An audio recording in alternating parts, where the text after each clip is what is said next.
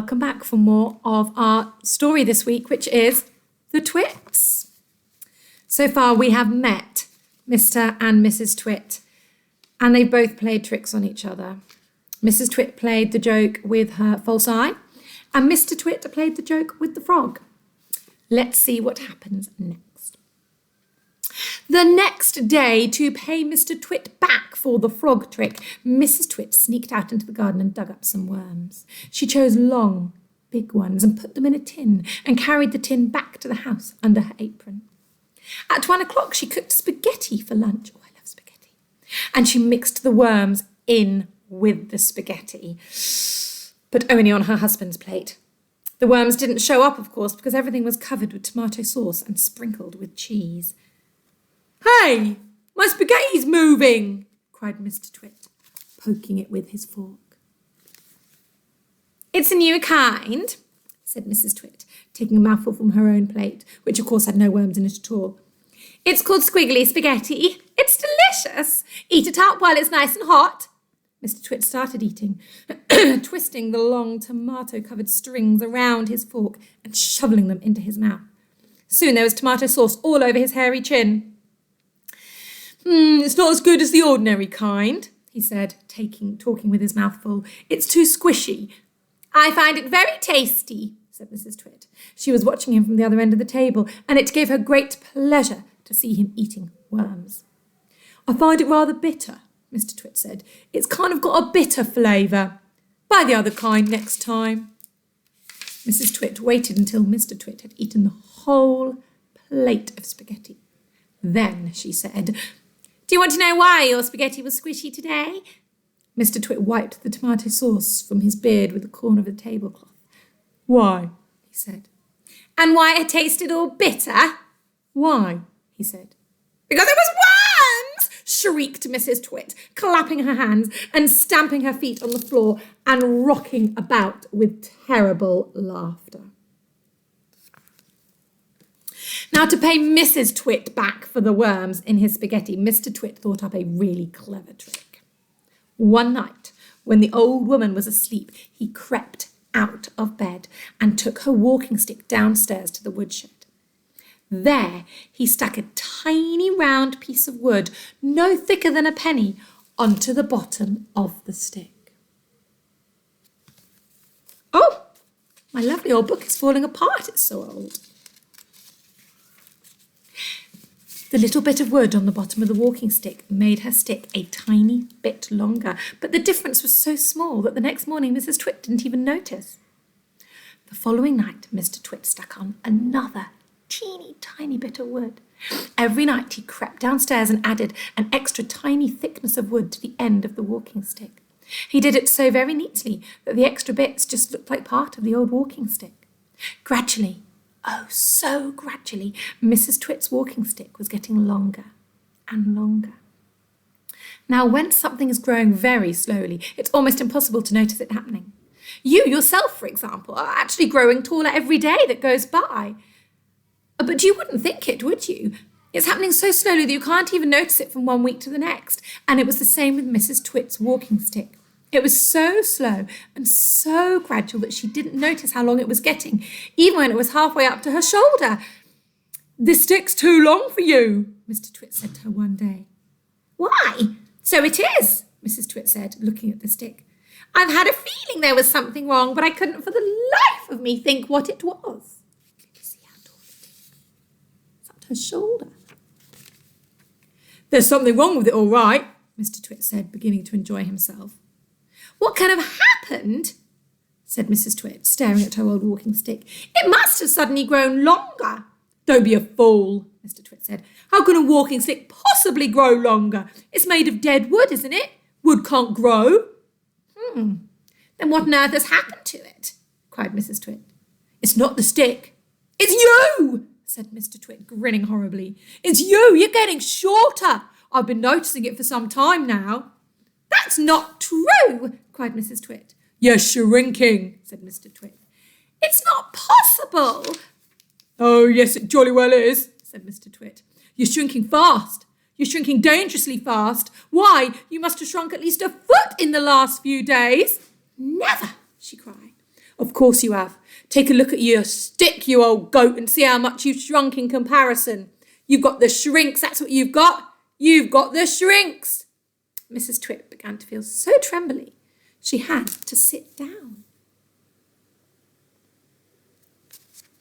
As soon as Mrs. Twit sat down, Mr. Twit pointed at her and shouted, "There you are!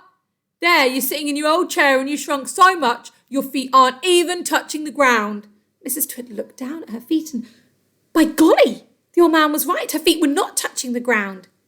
For Mr. Twit, you see, had been just as clever with the chair as he'd been with the walking stick, and every night when he'd gone downstairs and stuck a little bit extra on the stick, he'd also done the same with the 4 legs of Mrs. Twit's chair.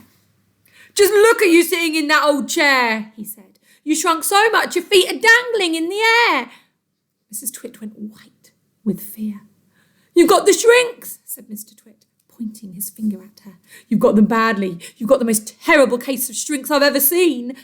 Mrs. Twit became so frightened she began to dribble, but Mr. Twit, still remembering those worms in his spaghetti, oh no, he didn't feel sorry for her at all. "I suppose you know what happens to someone when you get the shrinks," he said. "What?" gasped Mrs. Twit. "What happens?" "Your head shrinks into your neck, and your neck shrinks into your body, and your body shrinks into your legs, and your legs shrink into your feet, and in the end there is nothing left except a pair of shoes and a bundle of old clothes." "I can't bear it," cried Mrs. Twit. "It's a terrible disease," said Mr. Twit, "the worst in the world." "How long have I got?" cried Mrs. Twit. How long? Until I finish up as a bundle of old clothes and a pair of shoes." Mr. Twit put on a very serious face. "At the rate you're going," he said, shaking his head sadly, "I'd say no more than 10 or 11 days. "Isn't there anything we can do?"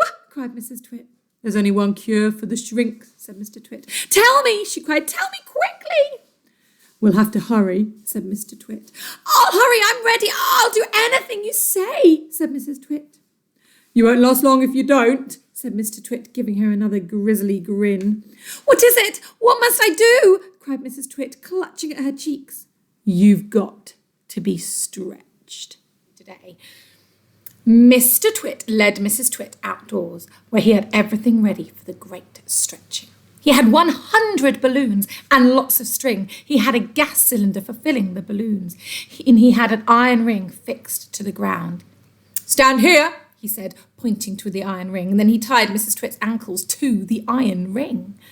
When that was done, he began filling the balloons with gas. Each balloon was on a long string, and when it was filled up with gas, it pulled on the string, trying to go up and up.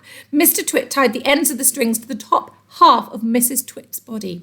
Some he tied around her neck, some under her arms, some to her wrists, and even some to her hair. Soon there were 50 coloured balloons floating in the air above Mrs. Twit's head. "Can you feel them stretching you?" asked Mr. Twit. I can, cried Mrs. Twit. "They're stretching me like mad." He put on another 10 balloons. The upward pull became very, very strong. Mrs. Twit was quite helpless now. With her feet tied to the ground and her arms pulled upwards by the balloons, she was unable to move. She was a prisoner, and Mr. Twit had intended to go away and leave her like that for a couple of days and nights to teach her a lesson. In fact, he was just about to leave when Mrs. Twit opened her big mouth and said something silly. "Are you sure my feet are tied properly to the ground?" she gasped. "If those strings around my ankles break, it'll be goodbye for me." And that's what gave Mr. Twit his second nasty idea. "There's enough pull here to take me up to the moon," said Mrs. Twit. To take you to the moon," exclaimed Mr. Twit. "What a ghastly thought. We wouldn't want that to happen now, would we, dear?" "Oh, no. "We most certainly wouldn't," said Mrs. Twit. "Now put some more string around my ankles quickly. I want to feel absolutely safe." "Very well, my angel," said Mr. Twit. And with a ghoulish grin on his lips, he knelt down at her feet. He took a knife from his pocket, and with one quick slash, whoosh, he cut the strings holding Mrs. Twit's ankles to the iron ring. There he is. Where's Mrs. Twit?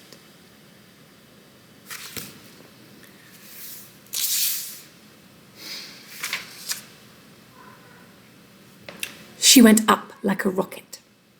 Help! She screamed, save me! But there was no saving her now. In a few seconds, she was high up in the blue sky and climbing fast. Mr. Twit stood below, looking up. Ha!